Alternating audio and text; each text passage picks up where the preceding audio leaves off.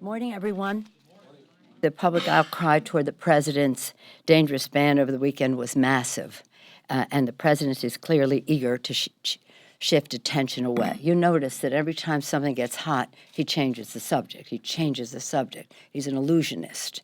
If you see now, you see it. Now you don't. So when the heat was turned up by people turning out at airports throughout the country, probably surprised him. He decided to move up his announcement of his Supreme Court justice from Thursday to Tuesday.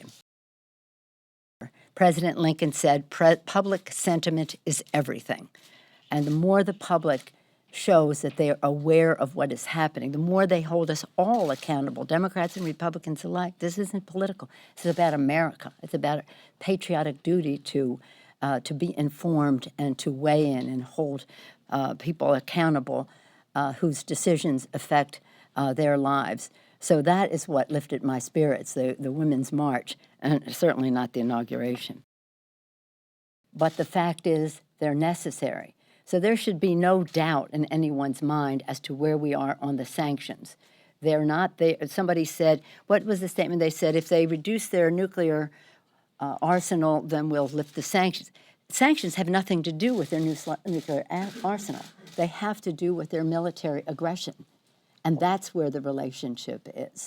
So I'm concerned about it, but as I've said before, I'm more concerned about what do the Russians have on Donald Trump that he's all of a sudden flirting with the idea that he might lift those sanctions.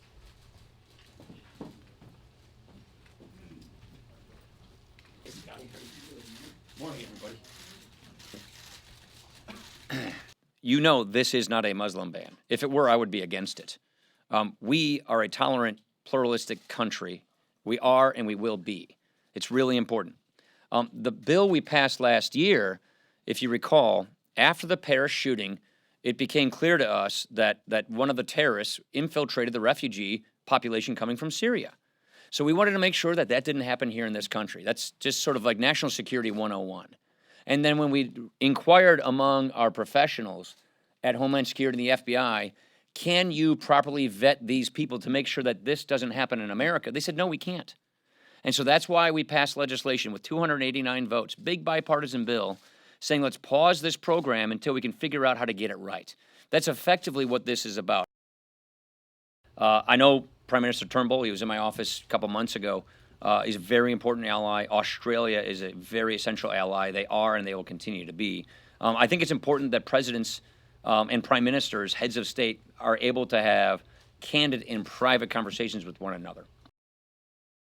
I would be in favor of additional sanctions on Iran. I think I'd like to put as much toothpaste back in the tube as possible. I think the last administration appeased Iran far too much. I think they went too far with Iran, and I think as a result, Iran is far more activist than it otherwise would be. Iran, don't forget, is the largest, greatest sponsor of terrorism in the world, the biggest state sponsor of terrorism in the world.